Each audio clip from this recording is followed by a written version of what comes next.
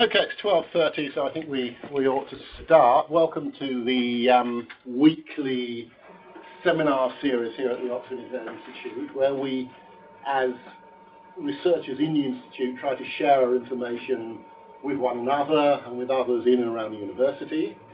And this is a fairly informal event with questions and new thoughts are very much welcome. Today, a fellow of the Institute, Ted Nelson, is going to be speaking, and I think he will describe what it is he wants to speak about in his opening comments.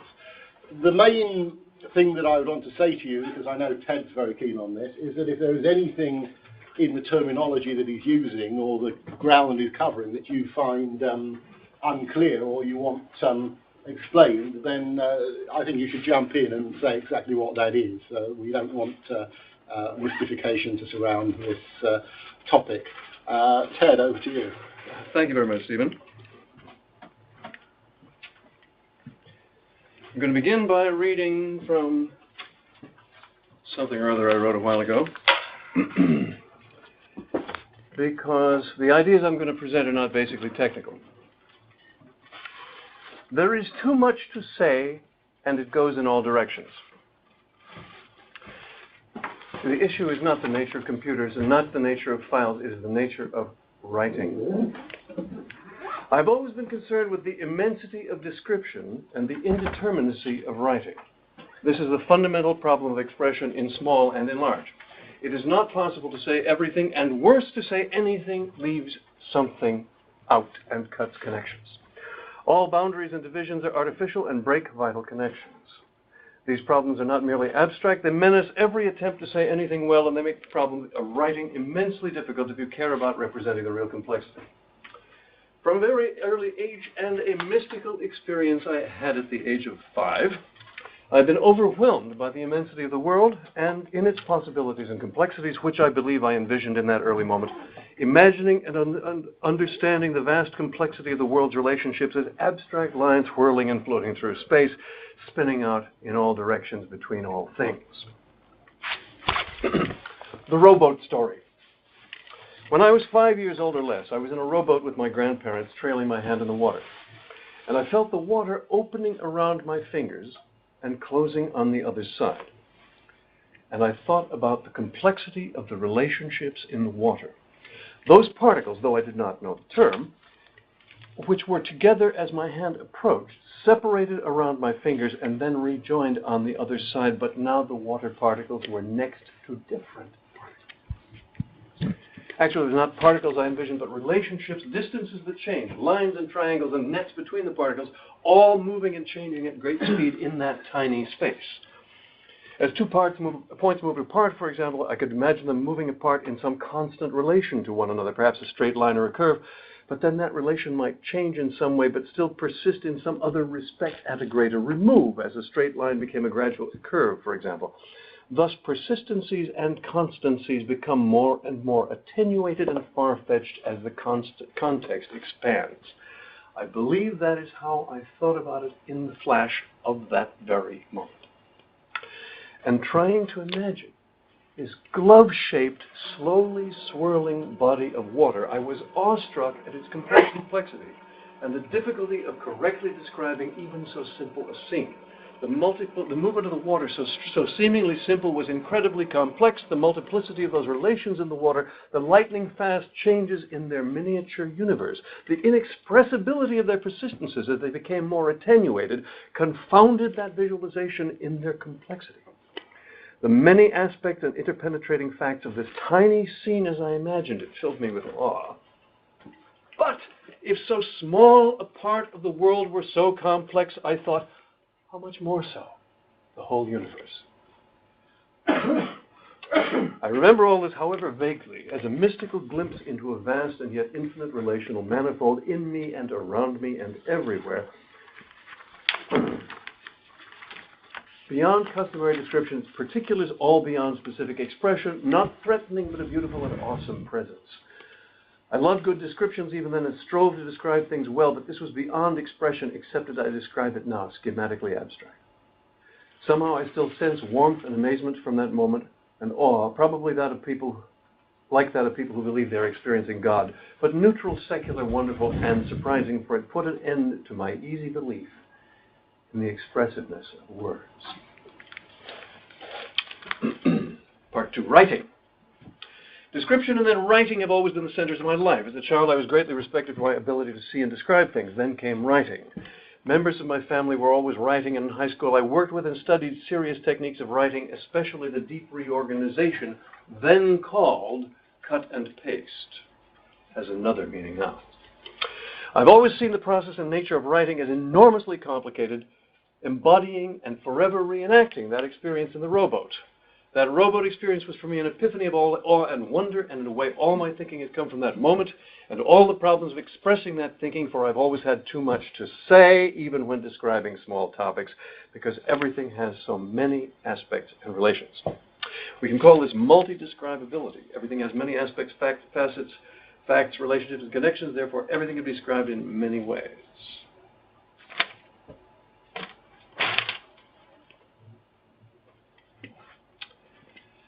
So once upon a time, human beings acquired speech, and probably chanting as ways of remembering things as a group. And then magically, 4,000 or 5,000 years ago, they started chiseling this into clay, scratching it on whatnot, chiseling it in rock. 2,000 years ago, paper was presented at the court of the Emperor of China. And for 2,000 years, we have practiced and experimented with ways of representing thought and ideas and ritual chant and whatever it is we share in our ideas as forms of writing, usually on paper, if not on monuments. And so we've gotten used to this. But what if we didn't have to use that paper anymore? Tell another couple more stories here.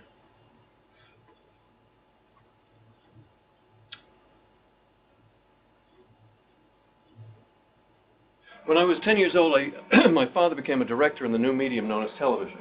And I got to sit behind him in control rooms and watch a new medium being born.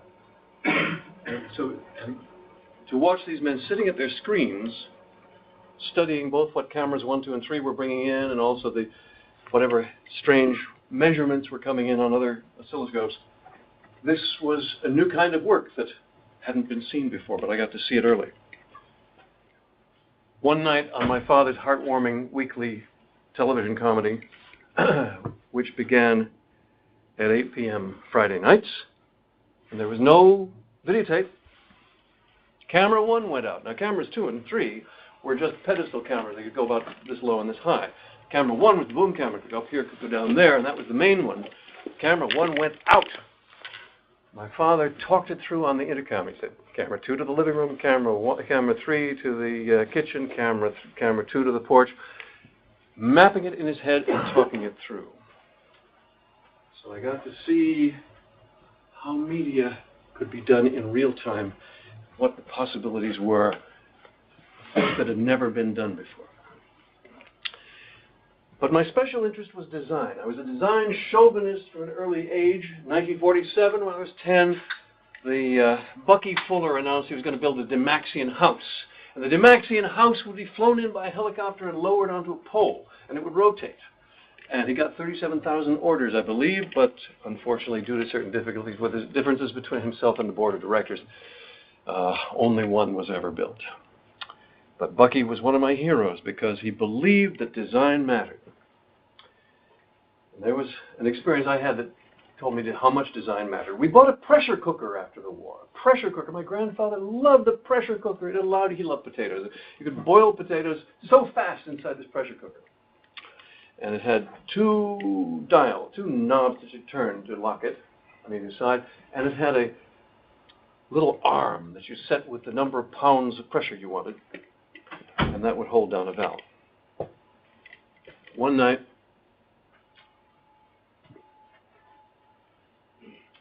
I don't know what was happening in the room, but he forgot to let off the pressure. You're supposed to flip up this thing and let off the pressure first. He turned the handles. There was an explosion. The top of the thing made a dent in the ceiling. If he had been leaning any further forward, it would have smashed his head. His face was covered with boiling mashed potatoes. His eyes were saved by his glasses.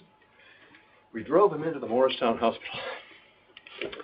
And I still curse the fools who designed that thing, because a 10-year-old, a 9-year-old could see that you could build that to work so you couldn't open it without relieving the pressure first.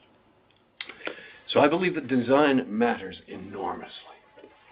And our lives are determined by designs we do not see. I am not a techie. It bothers me that the humanists don't recognize me as a fellow humanist. They think I'm a techie.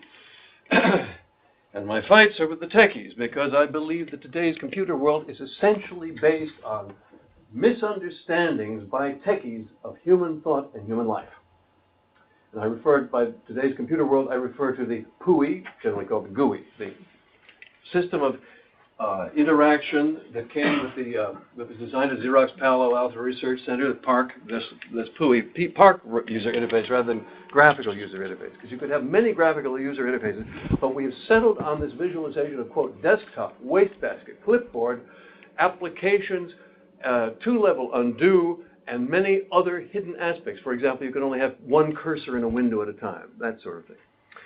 You can drop things into folders, but can you put things onto folders and can you put a folder onto something and pick it up as if you were wearing a glove? No, you can't. All of this is in the PARC user interface, which these guys designed and which we do not question. It's called thought of it, the nature of computers. Similarly,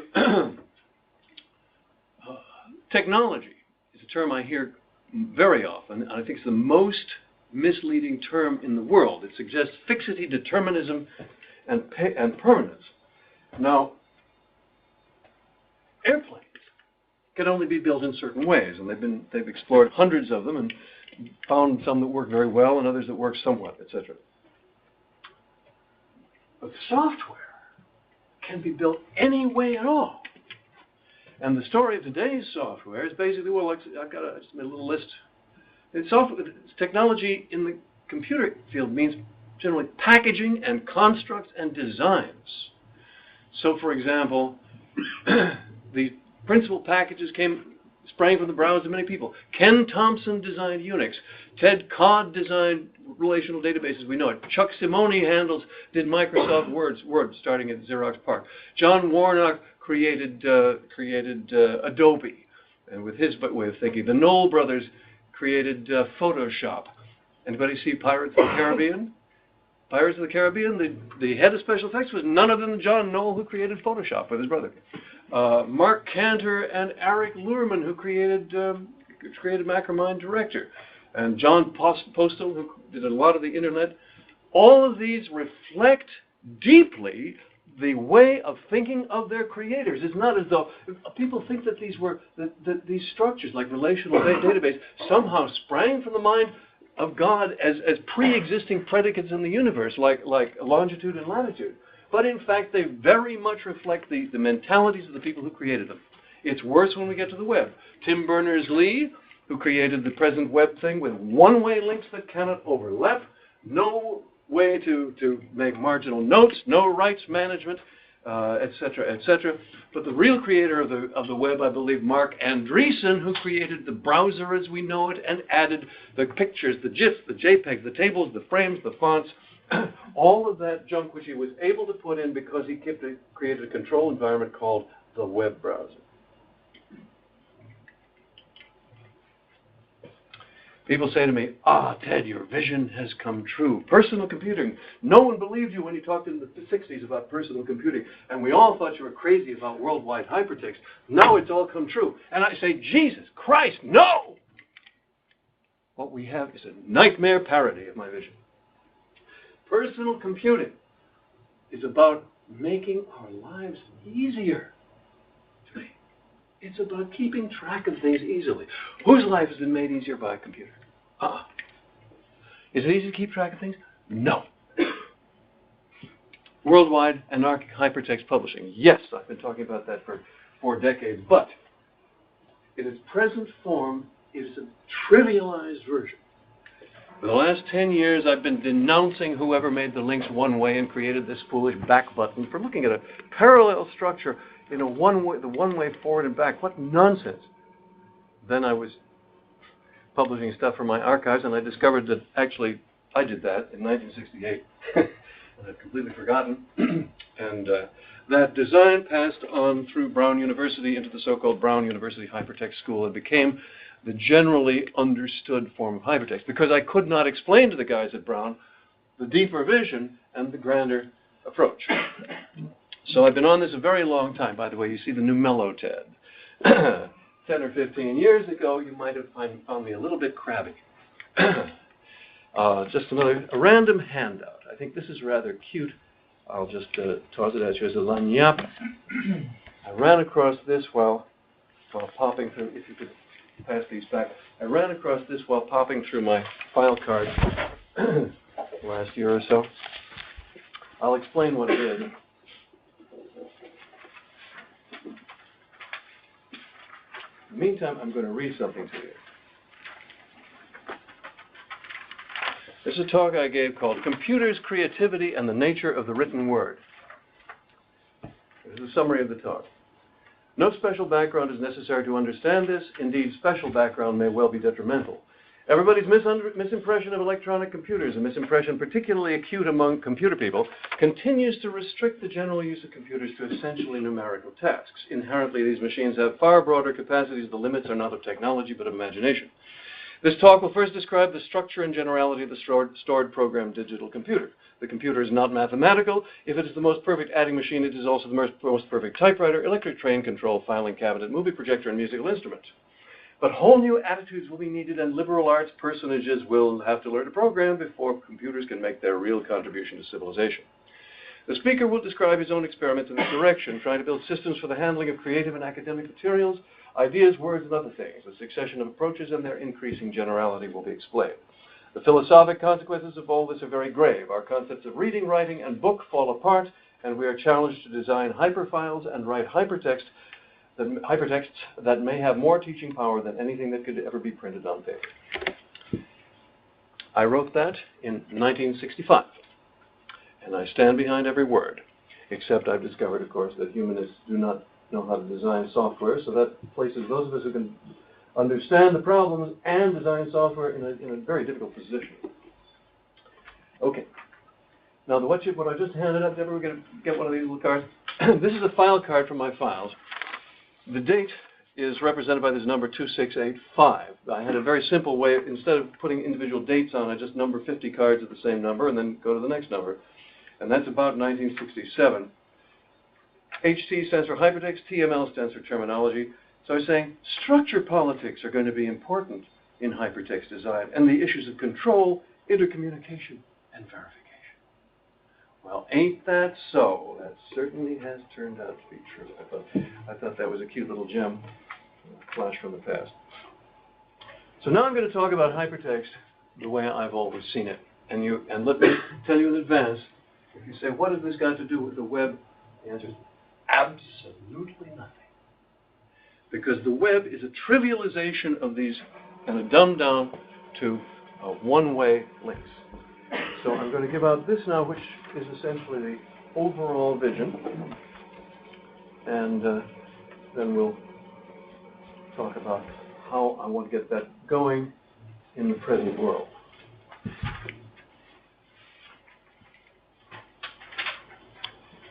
I find it much quicker to draw physically than to try to use drawing tools on the computer.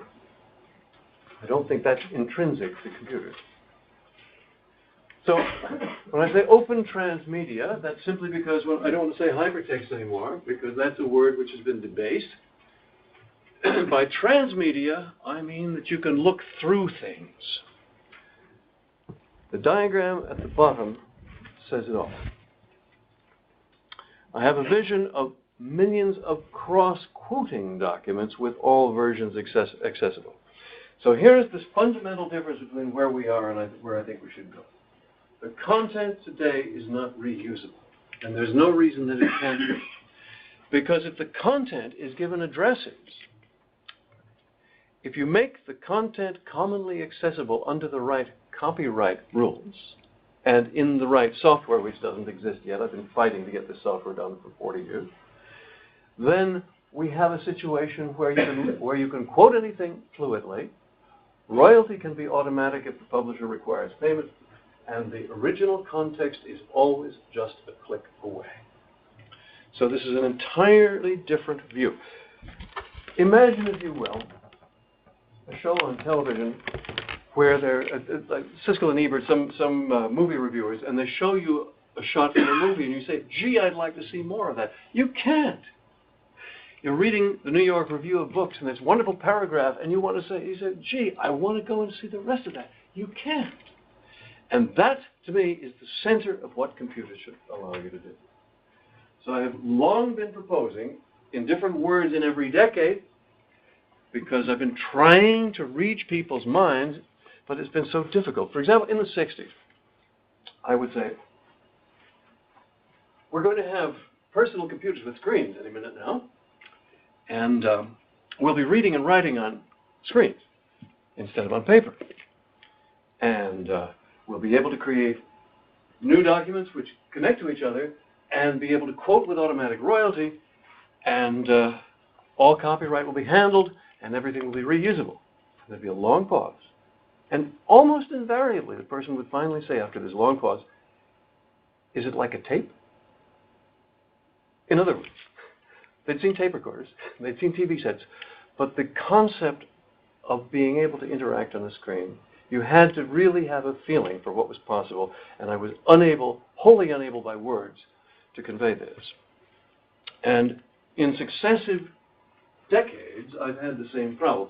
68 was this first hypertext project I mentioned at Brown, in which I got the usual passive-aggressive reaction from the programmers, and had to dumb it down, as I've said, to one-way links and a back button, and look what we have now. But the real concept has always been this, that we handle rights management, and we handle interconnectivity, and all of it as a single unified package. Now, the Xanadu Project, which was the name of this for many years,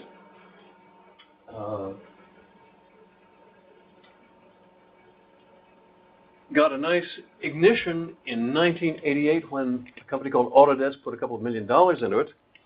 And my dear friends, the programmers, said, oh, we'll just redesign it. We'll only take 6 months. And 4 years later, the project was shut down.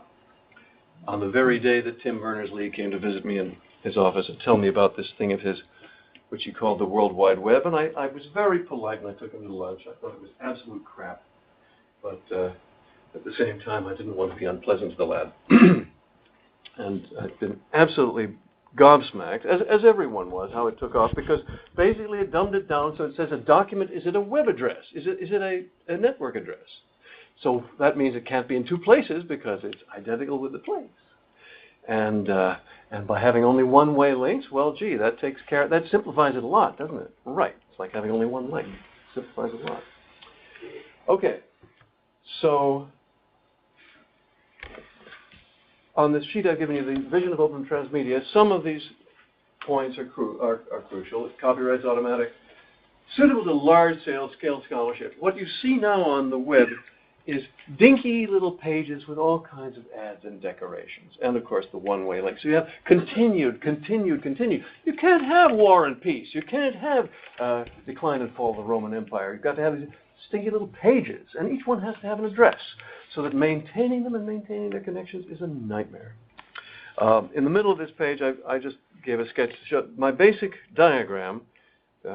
Some people call them Nelson diagrams. I kind of like that. But the notion is that your vertical line represents the successive elements of a countable medium, such as text or movies. So that, for example, an old-fashioned novel has all these implicit links forward in itself. Works of history, I make each book a separate vertical line here, point at each other, but they're dotted lines because you can't follow the jumps. Footnotes and marginal notes. Well, they're not dotted because you can follow them, but they're local to the published document. Pale Fire was an interesting hypertext book where you had a poem alleged by one author and comments allegedly by another author, but they were both Vladimir Nabokov. The movie Pulp Fiction is very interesting because you have a timeline in the movie which you have to rearrange in your mind after you've seen the movie. You can't really understand the plot while you're still in the theater. That's one of the things that gives it a kick. Now, the next one is the key, the Annotated Alice. Here we have a book, the Annotated Alice is by, I believe, Isaac Asimov. And you had Alice in Wonderland by Lewis Carroll, written very near here. And that's the box represented. And outside that, the annotations. So here we have a compound document which consists of originally owned content and an overlay, essentially, of lots of additional comments made by someone else. So this is my model of how you should be able to make everything into an Annotated Alice. Place it in your own frame. Any subset. And the point is, and the proposed bargain with publishers, you see, everybody else is saying, oh, the open source guys are saying, we want everything to be free. Fine. What are you going to do about publishers who charge? Publishers, there will always be publishers who charge. What I want to do is create a world of fluid media where you can combine free and unfree material fluidly. It may be too late. Maybe no one will buy into this, but the point is that what I propose is a simple and principled structure to allow that. Very well. I'm rattling right along. Maybe I should slow down a little. Oh, it's not it seemed shorter than it was. To me, anyhow.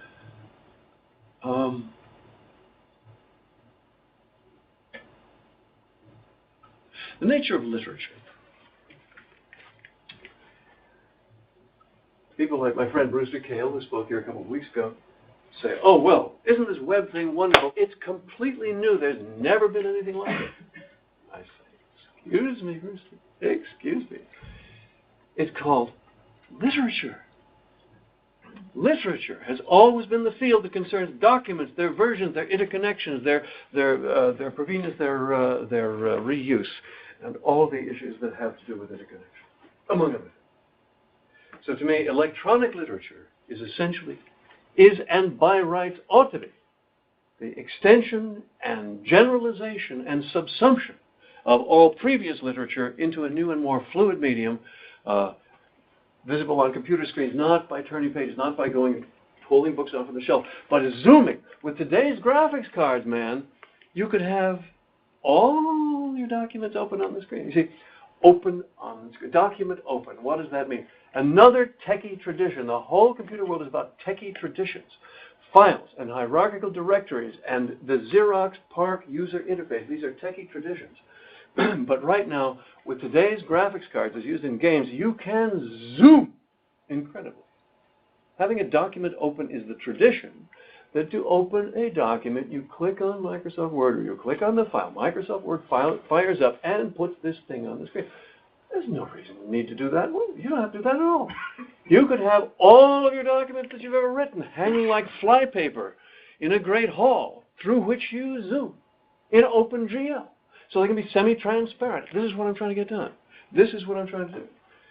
But the issue is not persuading anybody but the handful of programmers that I need. And that in itself is incredibly difficult because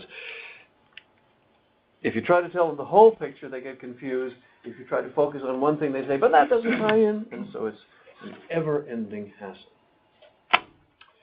Now you say, okay, so the Xanadu Project was canceled by Autodesk on the day I met Tim Berners-Lee, and with little suspecting that his thing would eat our lunch and do so badly what we wanted to do so much better.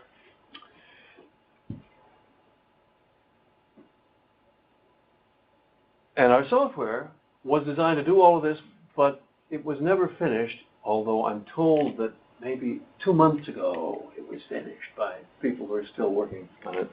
I say congratulations, guys, and maybe my stuff will tie in with it down the pike, but I don't have time to wait, and I don't have to try to play with it. In the meantime, I've done what I would have thought was impossible, which is move the Xanadu project to a mix and match package that will run on generic computers. When I say, I mean the design. So I can show you a couple of small pieces that are the beginning of this, and I hope the hardest part, The first 95% takes the first 95% of the time, and the last 5% takes the other 95% of the time as the slogan goes. But at any rate, so we're now calling it deep lit to get rid of whatever connotation Xanadu had, and it's intended to begin by opening in an ordinary browser, although if you want to see it better, there should be ways to do that later on.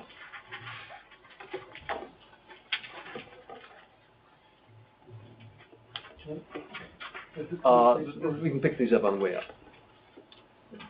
Focus people on one thing at a time. So the deep lit model.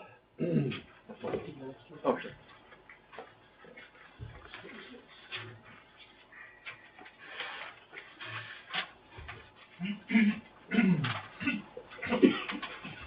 So the deep lit model basically is the Xanadu model, but transposed to today's systems of files and directories and God knows what. And figuring out how to do that has been a nightmare, because you have to understand, the techies don't even see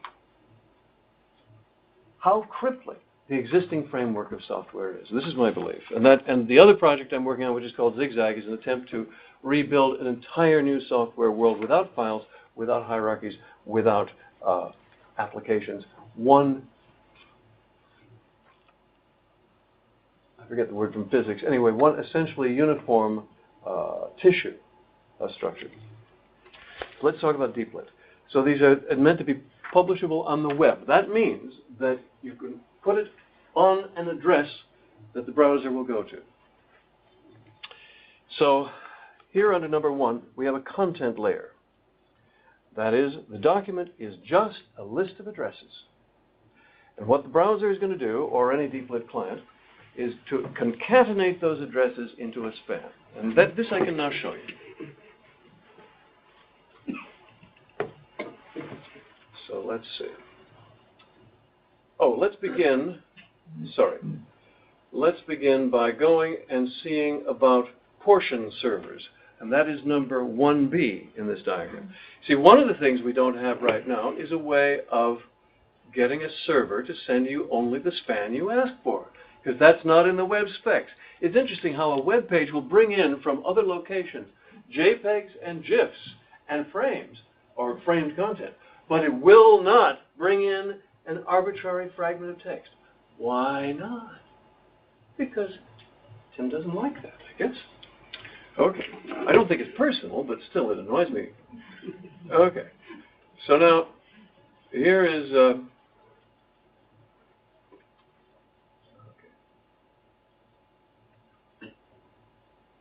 Here's a document, and I'll get another one also.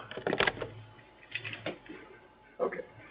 So this is an article which I have put on the Southampton ePrint server called Way Out of the Box. And unlike most documents on the internet, it is transquotable. That means that you can select a portion to be brought from this server at the end of a URL. So let's quote this. So I say, you may dynamically quote this document. So details. Okay. Span selection page. So here we are.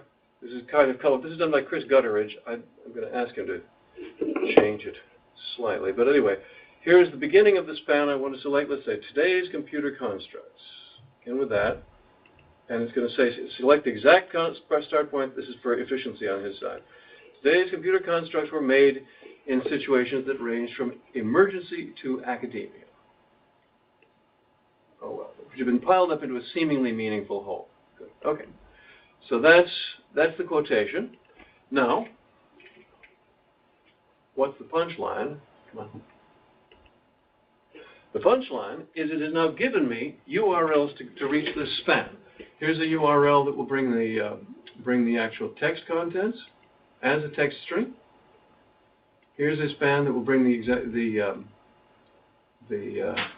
HTML, which is better looking. And now, if you click on View Context, boink. Here is the context in the article. So the initial context was available by one click. That's the point. You see, trying to put all of this, trying to retrofit all of this stuff to today's system is essentially like trying to change the engine in a car that's rolling down the road. And yet, I still believe it must be done. So here we have, you see, the actual access to the original context of that quote. Okay, now what should interfaces look like? I will show you what I proposed quite a while ago.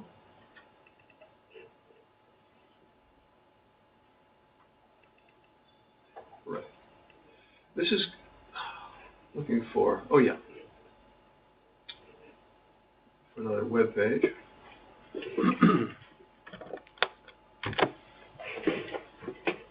Come on. Give me another web page.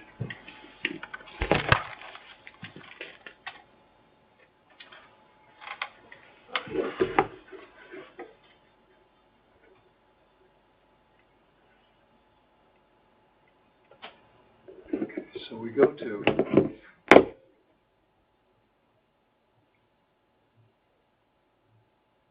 this.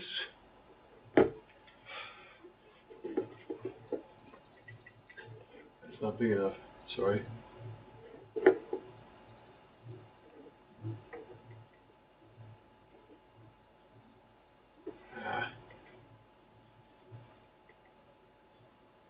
Okay, so here was a proposed interface for hypertext that I published a long time ago. You'll notice that there is the content in one window is connected to the content in another window. And here's a good-looking woman examining it. Now, what computer was she using, you ask? The answer is she was using my Selectric typewriter with a cardboard mock-up. This was 1972. I don't believe that any human being in the world had their own CRT, had a computer with a screen on it. And so that's just a plastic mock-up. And people have said, Nelson doesn't understand computers. Well, I published this in 1972, and we finally got it working. So, here we are. This is Cosmic Book, guys. Done by Ian Heath and me. He's at no longer at the University of Southampton. He's a programmer in Southampton. So I say, it's time for the next era of documents. And here, you actually see the connections maintained between the two windows, okay? Or how about this? Let's compare Microsoft licenses.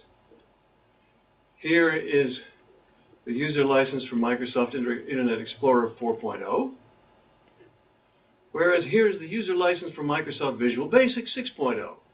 And it's interesting to see that the Explorer license has a succession explicitly forbidding reverse engineering, whereas, and an impassioned denunciation of Java, okay? And whereas the license for Visual Basic is about redistribution, okay? This is the kind of annotation that we should have, but we have not had it because of the mentality that has gone into the creation of today's hypertext systems.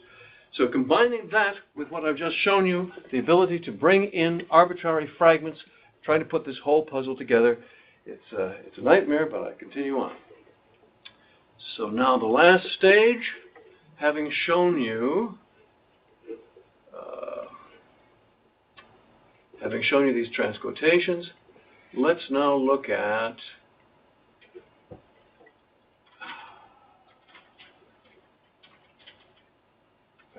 this.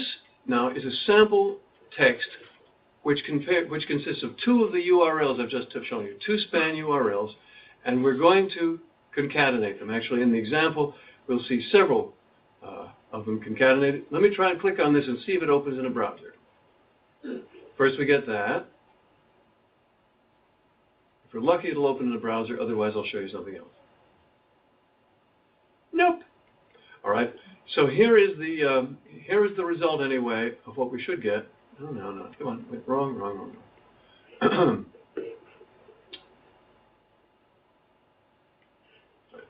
Oh, here it was. Yes. Here it concatenated the results of getting those two addresses. So they're now in one long string.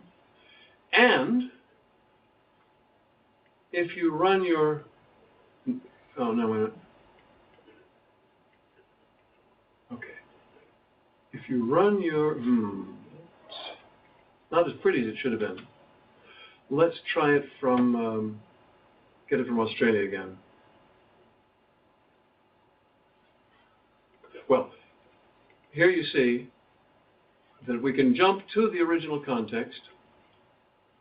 There's the original context of that piece and the original context of this piece.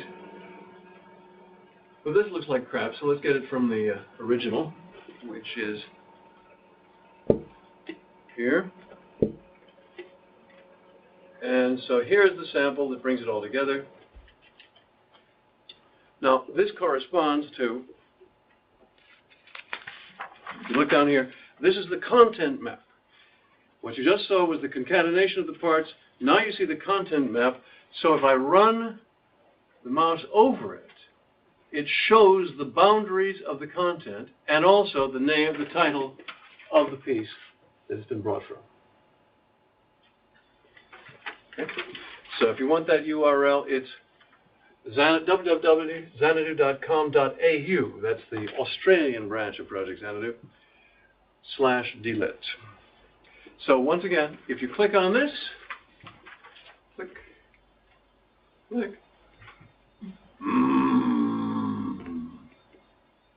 Oh, here it is. It's appearing down there. Okay. So I'll start this over. So click on this. Is it appearing? Well, yeah, there it is. So, gee, this is kind of prescient. Suppose they gave you MTV and took away your right to vote. That's what's happening now. Okay, bias status, and here's the quotation about bias status, which was this portion. So, there it is. That's how far we've gotten. 1A and 1D now functioning. Pardon me, 1A, 1B, and 1D are now functioning. Adding the links to decoration and all the other stuff is of course, many more stages. Let me say a word or two about microversioning. This is, people say, well, how can you keep the links in place if you change the document? And the answer is, you're not creating a document which is a single file. You see, that's a techie tradition, that a document is a file.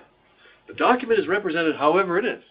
We represent it as span URLs, which are then brought in and concatenated. So we distribute as the canonical document of a given version the URLs or span addresses which bring in those successive portions of content. Now, when we edit that document, what are we editing? We're editing the list of spans. So, for example, suppose you point, the first version points to one long span of content, and you want to insert something in the middle. You make two spans that point to the beginning and the latter half, and then a new span pointer which points to the new content. If you're adding that new content, you must publish that in some separate place, which we perhaps call a perma-scroll, meaning some place to which you are continually appending so that the addresses remain valid. This done, all links which are to the content remain in place. Let's take a simple example. Consider the movie Gone with the Wind. Now remember, this is meant to apply to movies and audio as well as text. Consider the movie Gone with the Wind, and that crashing moment where Scarlett O'Hara says, "But what will happen to me?" And Rhett says, "Frankly, my dear, I don't give a damn." You want to make a comment. You want to make the comment that this represents the deconstructed body yada yada of the finest moment. Blah, blah, yeah. So you write a paragraph and you attach it. You don't put it inside a document. You publish that you append it to some perma-scroll. Now your document is a list of the frames to which that applies in the absolute addresses of all Gone with the Wind. So we have, let's assume, to make it simpler, that, who was it? Whatever production house made it, Zilslik, that you had the original address on every reel of every shot. See, when they cut a movie, what are they doing? They are making a selection of all the original shots. And that selection is now put on a floppy disk, and it's called an EDL, or Edit Decision List. Well, we're dealing here with EDLs. So if, let's just say, we had access to that original footage, and now you put your link on that particular shot, so that link is on that shot in the French version, in the cut down for television version. It's on that shot wherever that shot is used because the address of that shot is known. Now, this is an ideal world. I don't know who's going to buy into this, but somebody will. And I'm going to damn well do it anyhow. So the point is that this keeps all links in place and that anyone can publish an overlay on anything. Now, of course, this fractures all the rules and expectations and etiquette of the web. I don't give a damn. But I am concerned about copyright because, as I have warned people for almost half a century, they were going to enforce copyright and people would go to jail over copyright, and no one believed me.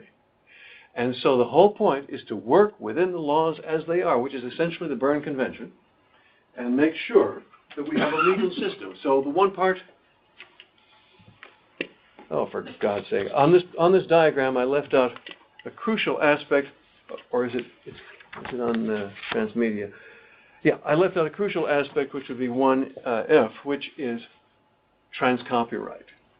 The transcopyright permission doctrine, legal in every country, does not require any new legislation. Simply says, I, the rights holder, hereby give all parties in the world permission to reuse this content, provided that all they redistribute is its address. That means that everybody else who wants to see their new composition has to download it from my server, maintaining the original context and, perhaps, a gateway micropayment. So those are all the pieces, and it is coherent, it is consistent, it is doable, and it is, as far as I'm concerned, simpler than the web. But explaining it is not simple because new paradigms are never simple, since they collide with the old, not in any point locations, but across the entire tapestry of thought. See if there are any other points I should make.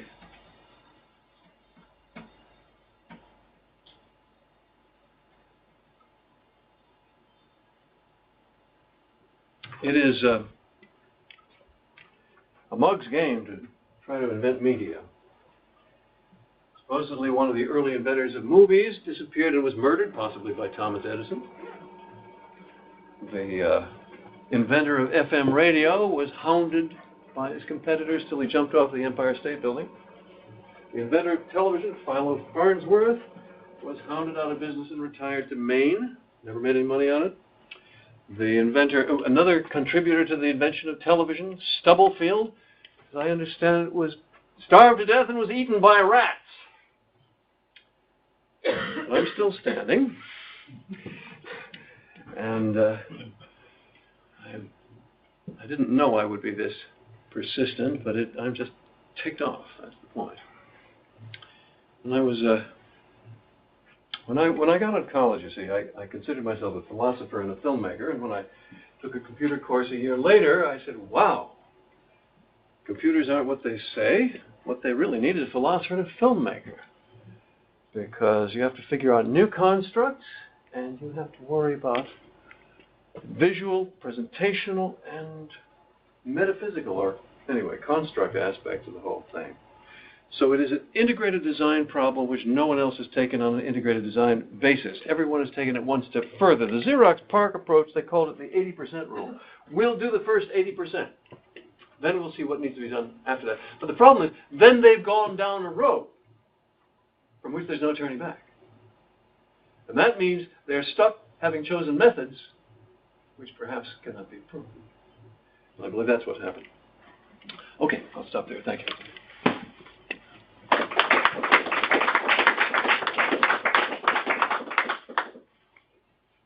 We have time for questions. Comments? Yeah. Will all this be implemented on the internet as it is at the moment? Yes, that's the whole point. Doesn't that imply that Tim Berners-Lee actually thought of it as the first? Imply, what did Tim Berners-Lee think? Tim Berners-Lee did not think of... Mind. What? He might have had it all in mind at the beginning. Ha! I've had enough arguments with him that it's very clear we don't agree on which way is up or the color of the sky. He's a nice guy. No criticism as a person.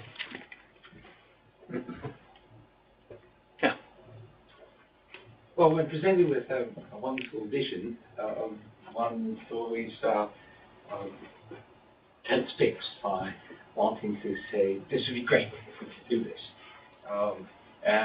And then, the crisper the vision is, so long as it's not actually realized yet, the easier it is to say, but what about this obstacle? So I'm going to take that role, which is just to comment on the last point that you raised about the provision of this within this system for the intermixing of public domain and private copyright content.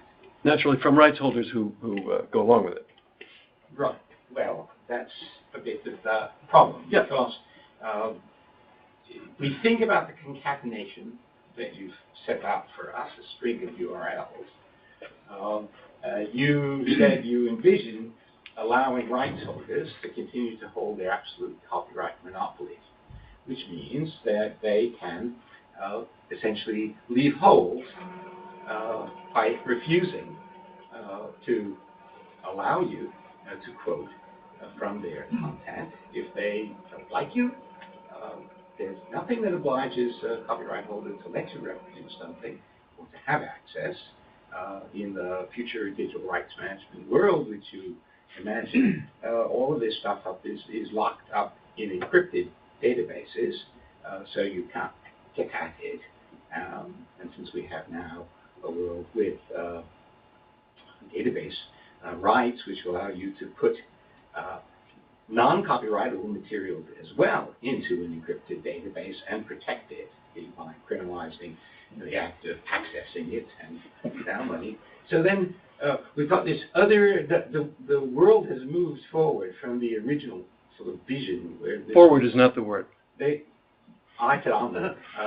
Forward is onward. Okay. It's no longer where it was.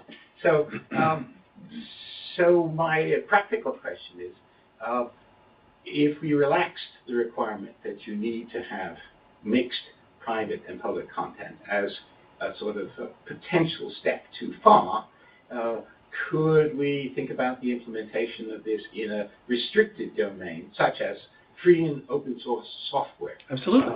Where this seems to be a very, since we can think of every bit of so the minimal software function in a code body as a small piece, and modular software is fashionable in the community and in the free and open source community. So, question: have you approached any of these communities to think about that as an environment in which this could be implemented?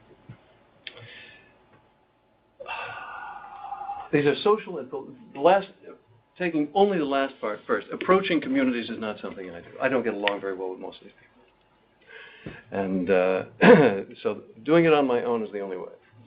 To take the question before that, the last part, the last phrase on the deep left box at the top, mix and match aspects which are distributable. By that, that's shorthand for saying that you can do it without portion servers, you can do it without micropayment, you can do it without microversion stepping, you can do it without overlays. You know, all the pieces mix and match, unlike the original Xanadu vision.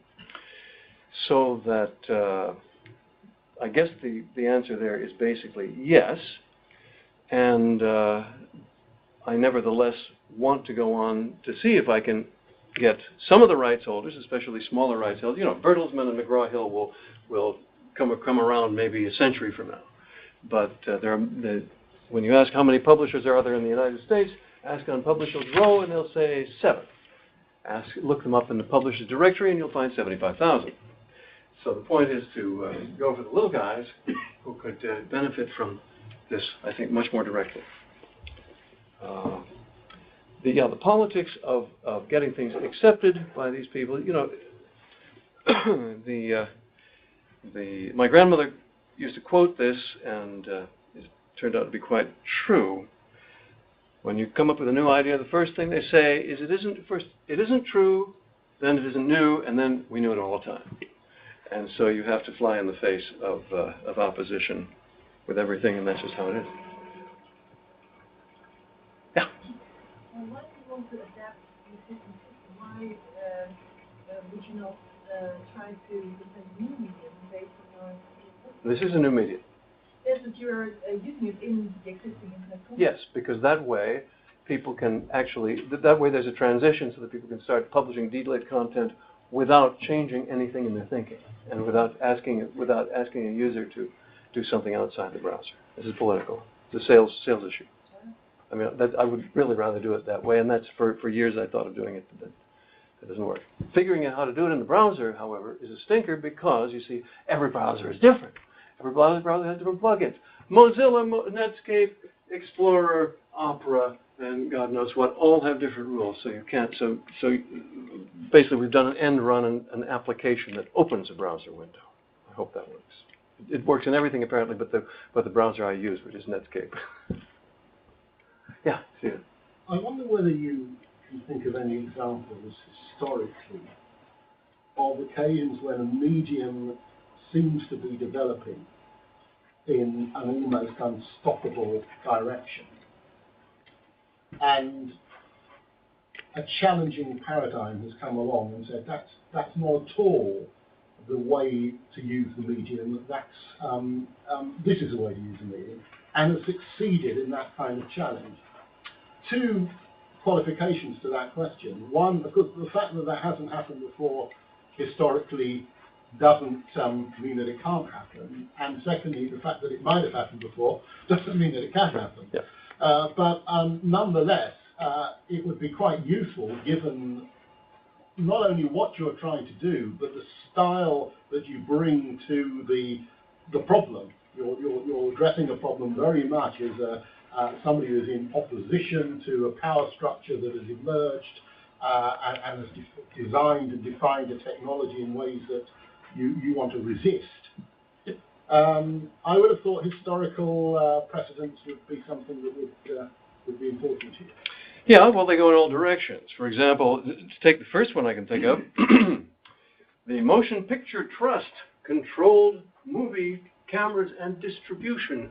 This may be a simplified picture, and I may have this all wrong, but as I understand it, Thomas Edison's Motion Picture Trust, until about 1905, consolidated all the patents, including the Armat loop and whatnot.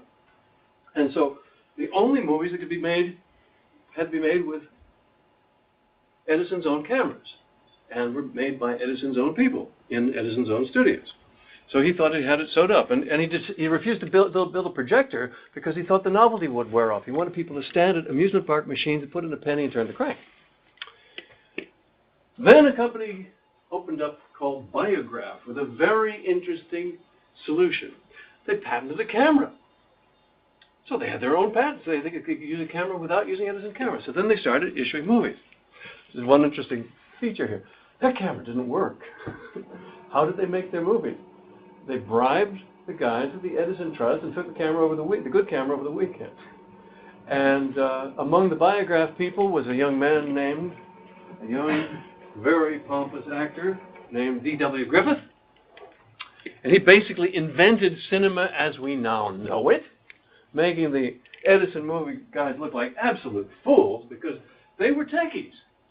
They put the camera in one place. The instructions for making a movie that I found somewhere from 1903.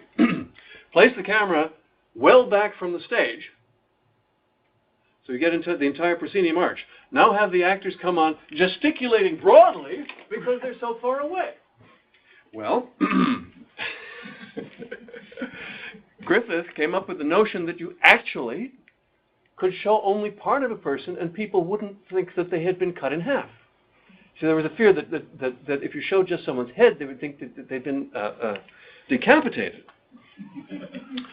But maybe a few did for a minute, but that was quickly overcome. So this was a case where I think that is an example of a medium being quickly redirected. And in more recent examples with the web, consider that if you click on a link to a streaming audio thing, Real Player or the equivalent will open, or if you click on a link to something in Adobe Acrobat, that will behave very much as I've described. I happen to believe that Adobe Acrobat is the most stupid and evil thing in the universe, but that's another matter. So by creating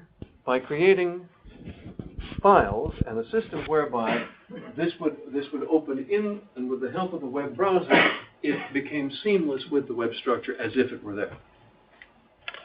So the answer is yeah. Yeah. You've obviously had to retrofit your vision onto Yeah. current technology. Yeah. I'm just wondering if you could wave a magic wand and transport yourself and a team of programmers that could understand and share your vision, how you would realise how you actually implement it. How different would it be in terms of graphical interface? Wait. If what? Other than what I'm doing? To what year? Whichever year you choose. Well, I'd be happy to go back to 1960, but The parallel reality. yeah, I think it'd be different. I often lived there, but no. The greatest issue is really persuading either backers or programmers. I was really surprised at how difficult it is to persuade programmers to do anything, and let alone, even if they accept the mission, they then want to do it their way, which of course, because they change all the details, doesn't fit together. And so this is a tremendous issue. One of the books I have on the back burner is called Fighting with Programmers, A Guide for Management and Designers. Because if architects had to deal with the levels of passive-aggressive innovation that software designers do, there would be no tall buildings. And it's absolutely amazing that anything gets done. That's why Jobs and Gates are screamers and fire people crazily, because only by instilling that kind of fear will programmers be constrained to do things the way that is consistent with what else is wanted. So back to your question, the other issue is also my own span of supervision, which I gradually realized is not as great as I thought, because since the program, I wish I could program, but the learning curve, given the variety of techniques that are required, the learning curve is I don't have 4 years to spare, let alone 6 months. But the difficulties of explaining and then correcting on these jobs is horrendous. And as I said, I first ran into that in 1968, and it turns out to be the same over and over. But I would love to find a couple of programmers around here who would like to work with me, but it's renownedly difficult. Not that I'm unpleasant, it's just I'm insistent. That wasn't quite what I meant. What I meant was if you could overcome these problems. Yes. And so you could find people Yes. that would do what you would ask them to do, and Yes. stop the vision. Can you give us an idea of how your vision of a system would be different? Well, there's been a design every year since 1960. Or rather, there's been a succession of designs, usually incremental, but with a very sharp change in 1973 when I invented the enfilade. And so it would depend on which year we went back to. And of course, in hindsight, the market developed far more slowly than I expected, which made the painful difficulties of being unable to realize this even worse. Because watching this junk unfold in slow motion, I'd expected personal computing to take over. I'd expected to replace printed books by 1972. You know? And but the thing is that instead they've imitated paper, and paper under glass. So you have Adobe Acrobat perfectly imitates paper, except you can't write on it. So it perfectly imitates a book that is inside a glass case. And anyway, I don't have any ideal, because I just have to go on from where we are. You criticised the, as you call it, PUI, the path GUI. Yeah. With overlapping windows, because you said you would have maybe multiple cursors, for example. Then would you have used overlapping windows? How would it be different? Oh, there we go. Now, here at the bottom of this handout, where I say Open Transmedia, this is not merely a diagram. That's what you see. Okay. And you have a joystick and a couple buttons. One button says turn on the links, turn on the transclusions, turn off the links and transclusions, don't show them. And you can zoom to anything and make it fill the screen. And I told this to Doug Engelbart, and he said, yeah, but what's the interface? That is the interface. He thinks an interface means typing a command letter. How do you find things? I mean, zooming around is fine, but if you've got an enormous library, Yeah. One of the profound things about the fusion you can serve. Oh yeah, sure. So you have that Of course. capability. Of course. Yeah. But of course, when you have transcluded material, you search for a given string, and it's in the same context, it's in the same chunk in 47,000 documents. You have additional selection issues, but that of course is what I'm trying to give you. Lots more selection problems. The other thing that worried me was, you were saying about how you want links to never break. Yeah. And perhaps this is just an issue of the fact that you've had to retrofit, but it strikes me that because we've got a distributed internet, where you've got servers and computers all over the place. Our design was distributed from 1979. Yeah, but that's the way things are today. You can't guarantee that network connection is always going to be up, the server's going to be up, it's not going to crash, that you might lose information, this crashes and people will back it up correctly, whatever. So you can't, in reality, guarantee that you're always going to be able to access everything all the time. But it's intrinsic to the web model that connections are that break, whereas we have a method for essentially making them much more robust. As I said, If the primary document's gone away, it happens so frequently. Right. Well, no, if you're not playing the game, then you're not playing the game. But if you're in this game, then there's all kinds of methods for assuring that there's no primary document, because remember, you've got a premise scroll. All additions are appended. All new content is appended. I'm talking about the primary documents that you are Yes, so referring to. obviously it has to be backup. But given that we're not talking about, in the present model, you have distributed anarchy where anything can change without unpredictably and go away. Where now, once again, I'm trying to retrofit to a model where we were expecting to be the great ISP of the world, and effectively a combination of Google and AOL and whatnot. But being able to create principled methods for backup should be part of the system. But right now I'm talking about the logic.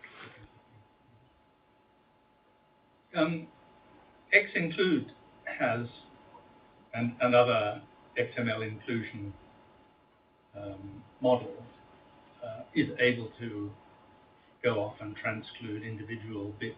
My understanding is that is only referring to them as nodes on the tree, but not as nth characters.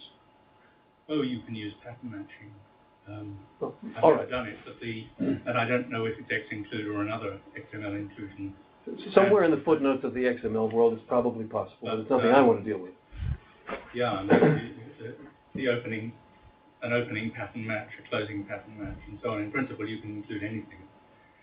What that lacks, of course, is the point-and-click ability to go back to the source document.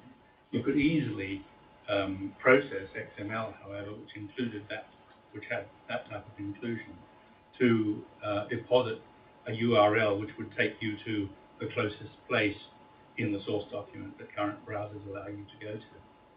The nearest detailed link. You could certainly go to the primary document, but if that was book, it wouldn't have much use. Well, with my feelings about It would be a very small change require a very small change to a browser to be able to go to a regular expression, to introduce regular expression matching. well, my feelings are such that I want nothing whatever personally to do with XML ever. And I have no criticism of those who do, except perhaps they will see the light someday. Yeah. I'm struck by the solution to the copyright problem and the micropayments.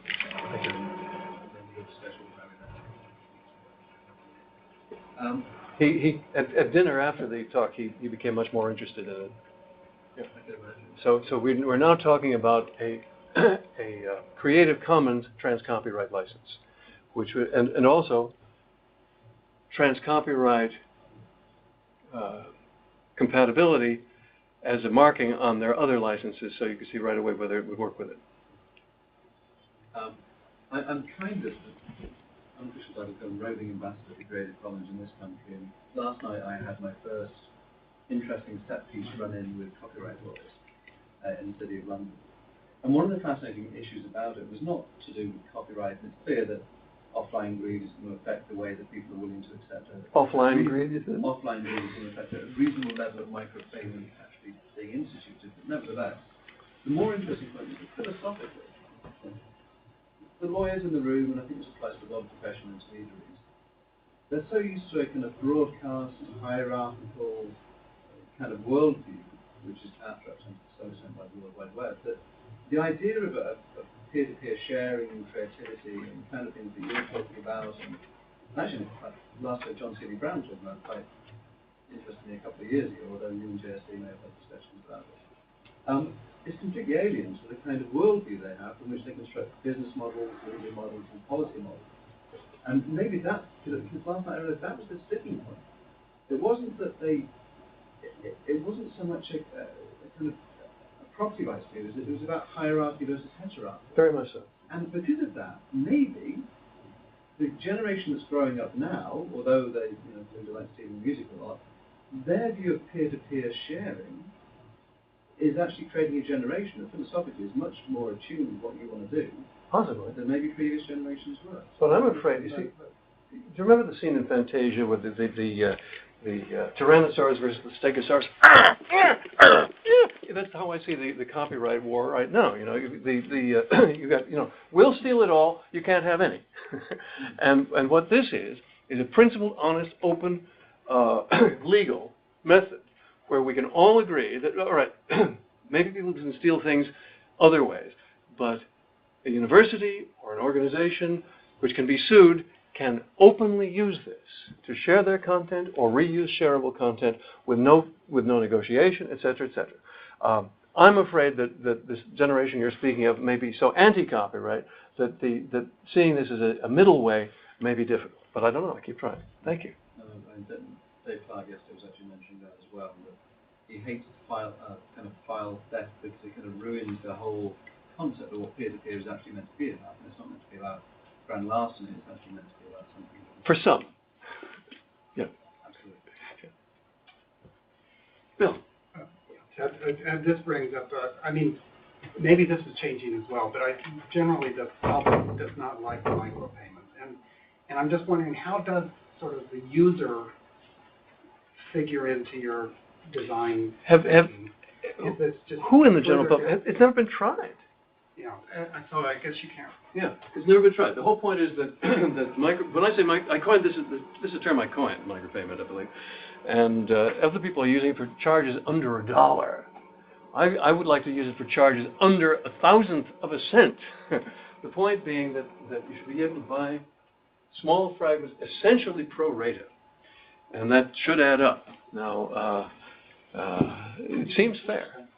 How do you possibly enforce that within a copyright, within an existing copyright system? If you were thinking about porting the whole system into a liability system, in which then payments are set by some proceeding as to, essentially you've got the compulsory licensing with preset payments, then one could imagine that. But so long as you're saying, well, we're going to do this within the framework of copyright, copyright is an absolute crap. You can't. You either have to intervene and say we're going to override your absolute right as the owner of this material. Okay, Paul. I think you haven't heard this. Let me run through it again because this is the problem because there's so many levels of copyright is an absolute right, but licenses can take a very broad variety. And the proposal of the trans copyright license is as follows: I hereby allow you to put my content in any new context, provided that you distribute a pointer to my content in whatever context you want to do, a map as it were, and then the new user then downloads/purchases the content from you. At what price? At a price that I will negotiate when? No. The gateway comes up. The thing is that you preset your browser. I won't pay over 1,000th of a cent per byte. And then it says, sorry, this fragment is higher. Do you want it anyway? Or some other dialogue.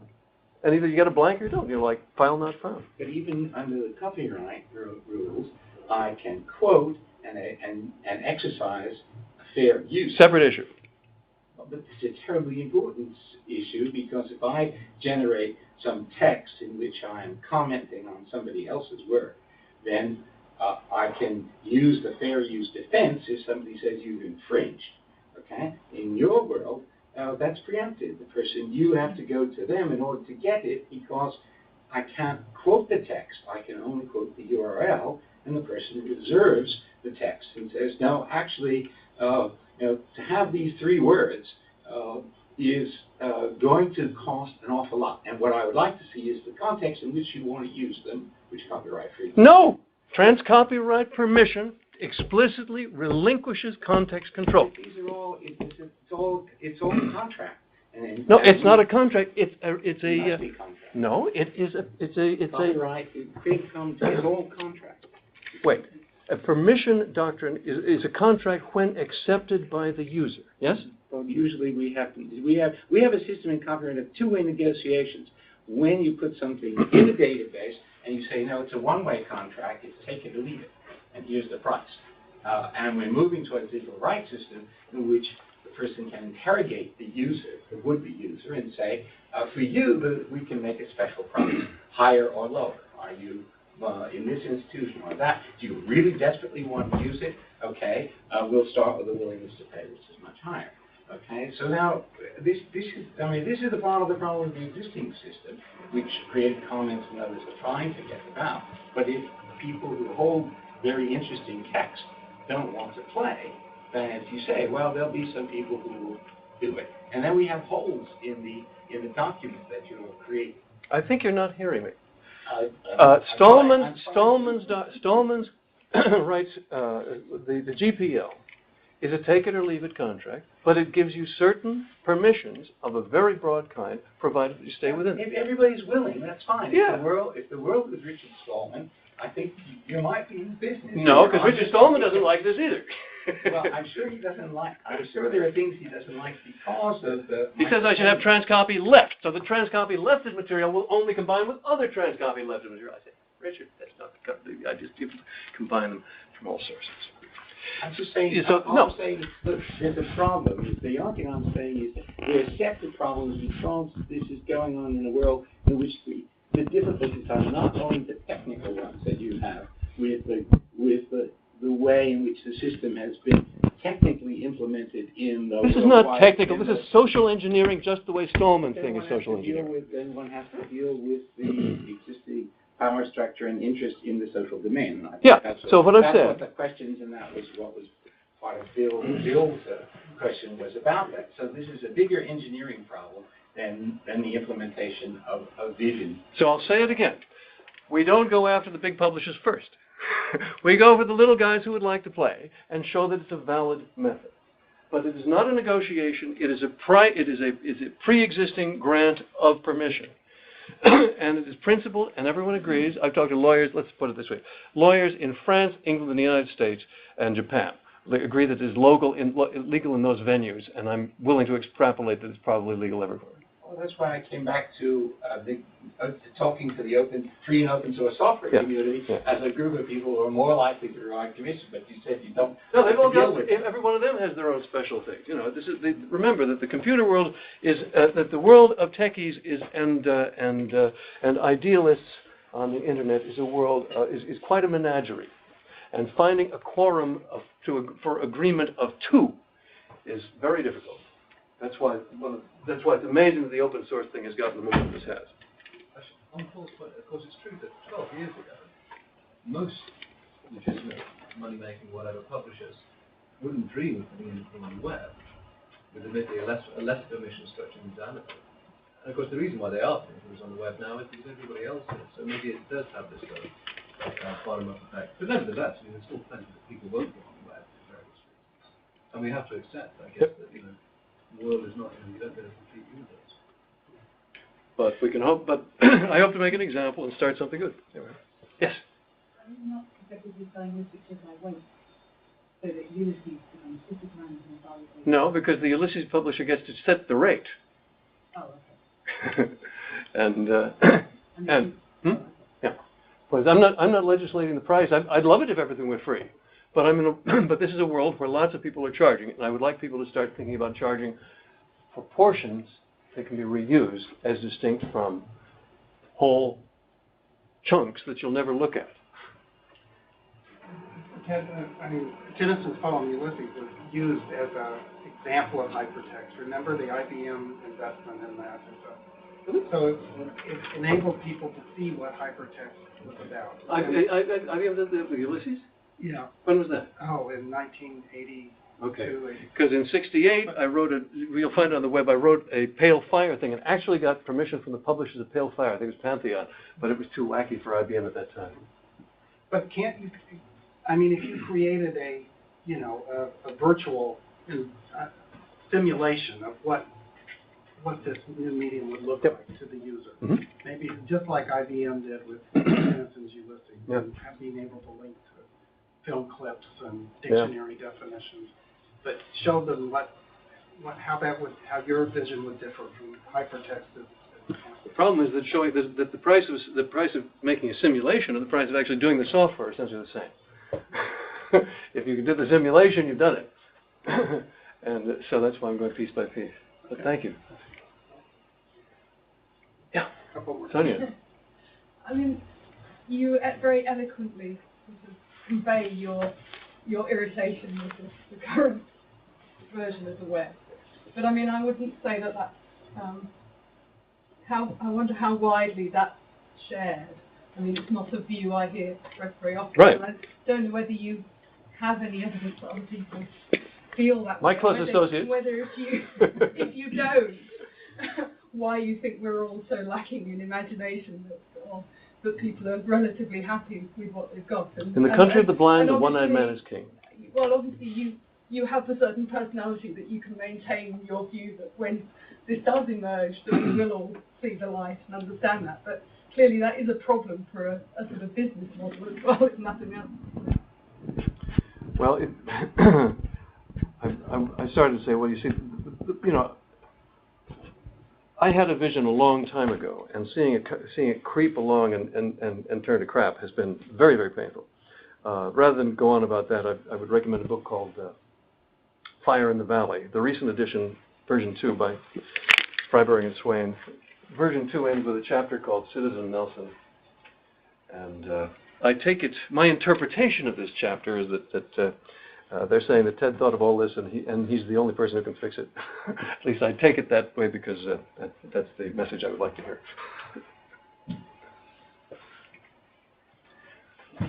Okay. Well, thank you, Ted. And thank you very challenging all our conventional wisdom.